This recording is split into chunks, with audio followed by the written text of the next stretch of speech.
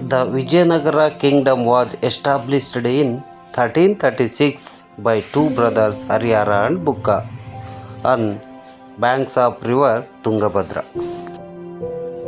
The Vijayanagara kingdom held remarkable power and influence for about 230 years. During this period, it was ruled by four dynastics Sangam, Sulva, Tulva, and Aravidu. The Tuluva dynasty was one of the most important dynasties out of the four. Krishnadevaraya, belonging to the Tuluva dynasty, was the greatest king for the Vijayanagara Empire, born in 1471 at Hampi. Krishnadevaraya was able military general whose rule was characterized by expansion and consolidation of power. Under this region, Vijayanagara emerged as one of the strongest kingdoms of the South India. One of the greatest military achievements was the annexation of the Raichur Doab. Economic policy. The kingdom of Vijayanagar saw great advancements in the fields of trade and commerce during the reign of Krishnadevaraya. He established friendly relations with the Portuguese traders who had come to India and consolidated their position in the maritime trade along the Malabar coast. Krishnadev Rai built several trading centers and earned revenue by imposing custom duties and other taxes on them. Portuguese travelers like Domingo Paes and Fernão Nunes visited Vijayanagar during this period.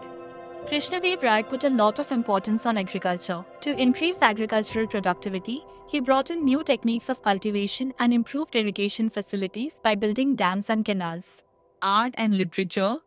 Krishnadev Rai was a great patron of art and literature. He was known as a great scholar of Sanskrit and Telugu. He composed the Telugu epic poem Amukta Malyada and wrote the Sanskrit play Jambavati Kalyanam. Among the many learned men that Krishnadev Rai patronized, his court had 8 Telugu scholars who were collectively known as the Ashtadiggajas. The reign of Krishnadeva Raya was considered as the golden age of Telugu literature. Many great palaces and temples were built during the reign of Krishnadev Raya. The most important and impressive among them were the Vithala temple and the Hazara Rama temple in Hampi. Battle of Talikota. After the death of Krishnadev Raya, a war of succession began among his successors. The fire Deccan Sanates of Bijapur, Golconda, Ahmednagar, Berar, and Bidar took advantage of this political instability, formed an alliance to defeat Rama Raya, the then ruler of Vijayanagar. Ram Raya was defeated by them 1565 at the Battle of Talikota. Even though the kingdom continued to exist for another 100 years after the battle, it was bereft of its previous pride and glory. Economy. Vijayanagar was considered one of the richest kingdoms of India in the 15th and 16th centuries. Advancements in the fields of trade and commerce and increase in agricultural production led to the flourishing economy of the Vijayanagar kingdom. To increase agricultural production, the kings of Vijayanagar cleared up forest to bring more area under cultivation. They also improved the irrigation system of the kingdom by building canals, tanks, and damu. A flourishing system of trade formed an important part of the economy of Vijayanagar. Some of the items that were exported by the kingdom were cotton, cloth, sandalwood, rice, sugar, and spices.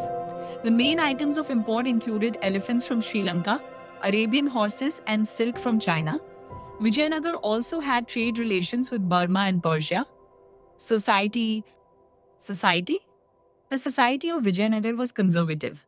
People adhered to the religious customs and traditions that were prevalent during that time. Ancient Vedic customs were revived by the rulers. The caste system was rigidly followed. The Brahmins enjoyed a prominent position in society. A unique feature of the Vijayanagar society was the importance of Brahmins in politics and public affairs. Women enjoyed a respectable position, with many upper caste women having high social and political status. These women took active part in the administration of the kingdom and contributed to the development of trade and fine arts. However, such privileges were confined to the women belonging to the upper castes. Religion played an important role in the social life of Vijayanagar. It had influence on the social, political, and economic life of the kingdom. The rulers of Vijayanagar followed the Brahmanical religion, but they were tolerant to other religions. During their rule, many mosques were built along the Malabar coast, and Muslims were often appointed in high administrative and military posts. Art and architecture. Vijayanagar was characterized by beautiful pieces of architecture. A distinct architectural style developed in this region, which combined various aspects of the Chalukya, Hoysala, Pandya, and Chola styles. Ornate temples and palaces were built throughout the empire. The Virupaksha Temple and Lotus Mahal in Hampi are two famous examples. Many of the structures that were built during this time also included some features of Islamic architecture. Hemp, the capital city, the capital of the Vijayanagar kingdom due to its strategic position. It was naturally protected by hills, and the Hampi is located on the banks of the river Tungabhadra in Karnataka. Founded by Harihara, it was chosen as Tingabhadis river and was well connected to the other parts of the kingdom through an extensive network roads. Hampi was also a major center of cotton and a spice trade. Hanvis architecture was a manifestation of the culture and grandeur of the Vitavanagar kingdom. Some Purandardasa Mandapa. Carving of large monoliths such as the Sasivakalu Ganesha and the Kadalekalu of the buildings and monuments that are found here are the Achvataraya temple, Vithala temple, and Ganesha have also been found in Hampi. Thank you for watching. For more video, please subscribe and share this video. Please.